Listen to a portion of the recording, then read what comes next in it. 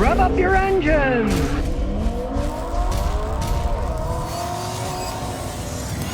Bill here says, Scotty, what's the best brand of spark plug? Generally, the one that they came with from the factory. The engineers designed it, so like if you take Toyota, most of the Toyotas come with nip and denso spark plugs. So you use the same one with the same number, the same heat range. You want to keep it the same because they were designed for that.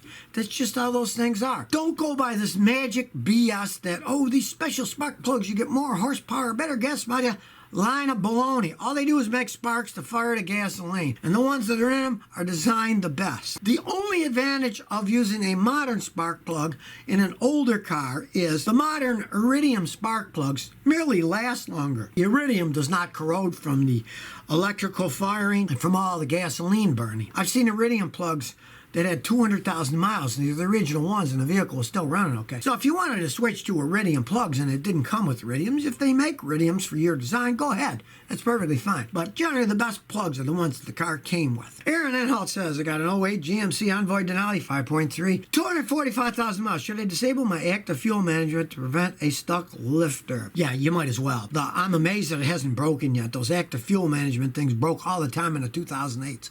If it's still working, I would advise going to that system to disable the stupid thing, and it will last longer, because eventually it's going to break and then you're not going to be happy. I had a lot of my customers do it. They didn't like the way they drove that way, so they just disconnected it all anyway. So with that kind of mileage, you're kind of flirting with dynamite with the original system still there. I would disable it if I were you. Brandon Sparks says, how do you maximize the life of a CVT transmission? All right, those constantly variable transmissions are very complex inside. If I owned one, I don't. But if I did, I would change the transmission fluid in it every 40,000 miles. The fluid isn't that expensive. You can learn how to do it by emptying one drain plug, measuring how much comes out, tightening the drain plug, then opening the side where you fill it up, and fill it up with the same exact amount of fluid that came out. Measure it. It's a scientific experiment. And of course, baby them like any automatic transmission. Don't try to take off as fast as you can. Always be slamming on the brakes and slamming on the gas. Drive normally, and then, it's going to maximize the life of any transmission, but especially a CVT one, which they're very, very complicated. And the other thing is, every once in a while, have your battery and alternator checked, because all those CVT transmissions have a ton of electronic controls, and if your electrical system isn't up to snuff, then the solenoids might not work right, and they can actually wear out faster. So, it's a good idea once every year or two to have your battery and alternator tested. If you don't trust mechanics, there's stuff you can buy on Amazon or eBay for about $60 that do a good job checking batteries and alternators yourself. Who knows? You could have a little business on the side working on cars if you want to buy a little equipment.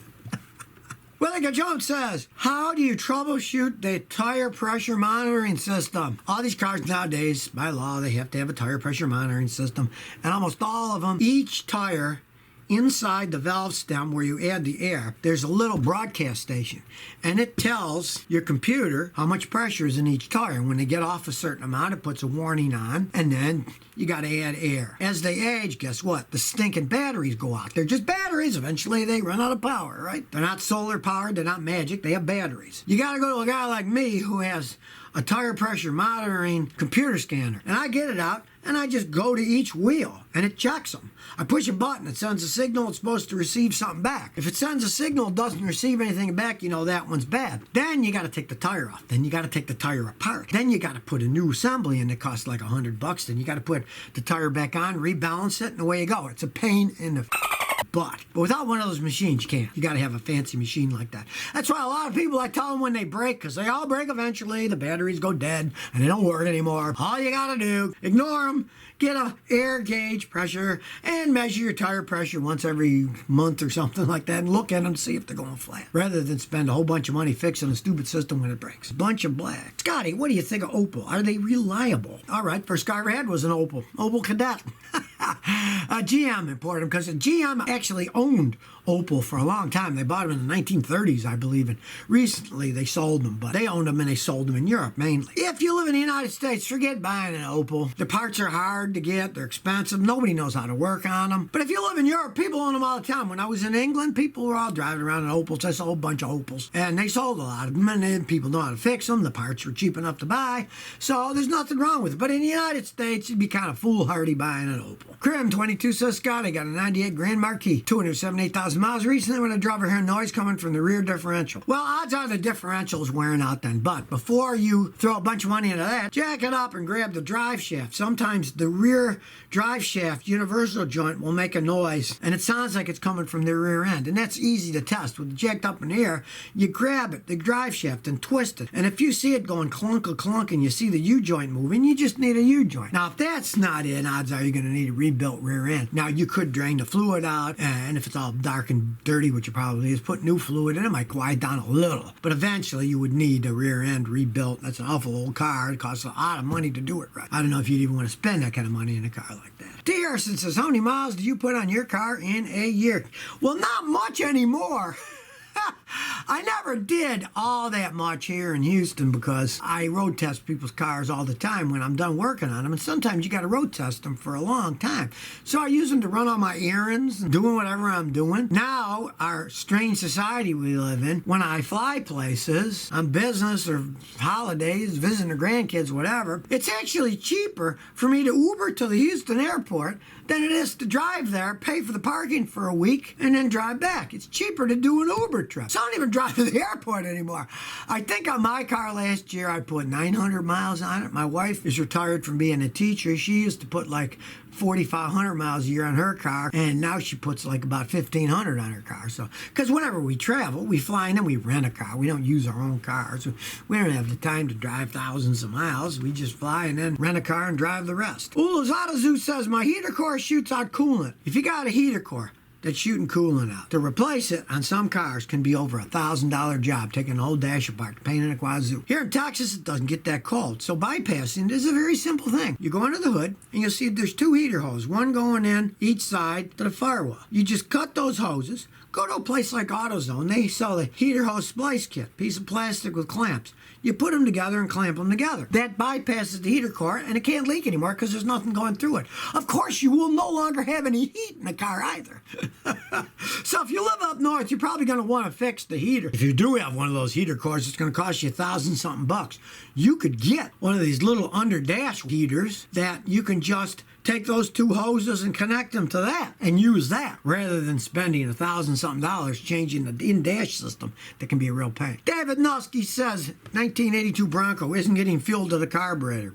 All right, it's old as the hill. First, look at the fuel pump. It's a mechanical fuel pump. See if it's not working. All you got to do is see if fuel's going to it, take the one line off if fuel's going to it, and then you crank the engine and nothing's being pumped out. The fuel pump's bad. But realize that old, clogged up in the tank.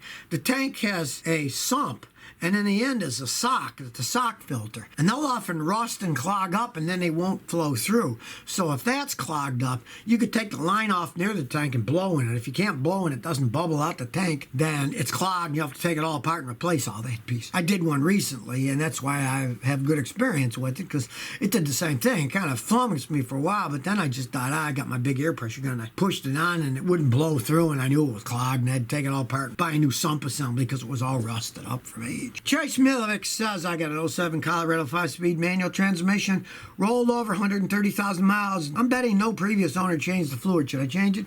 Yes. Standard transmission fluid, you want to change it maybe every 50 to 80,000 miles. It's not all that important, but you don't want dirt and grime building up. They're not like automatic transmissions. Automatic transmissions have oil pumps. They pump the fluid. They go through certain pieces. It's a real rigmarole with computer controls and electronic things opening with little tiny holes. A standard transmission just has gears in it, and it's splash lubrication. The gears on the bottom pick the oil up and splash it all around. It drips down and splashes it around. So you can't hurt anything by changing the fluid. It isn't going to ruin anything. You change the fluid on a dirty automatic transmission. If it's really old, sometimes they'll start slipping, but a standard doesn't work that way, so go ahead and change it. Jason Azevedo says, I got a dent in my car and the paint is still intact. Should I leave it? If you don't mind a dent, go right ahead. Depending on the size of the dent. There are guys out there. They're called Paintless dent removals.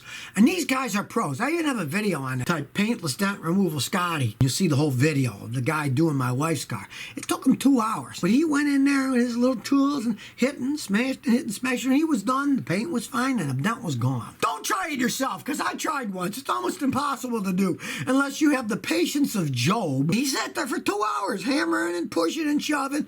But there is paintless dent removal. But if you don't want to pay for that, just leave it alone. If the paint's okay, it's not going to rust.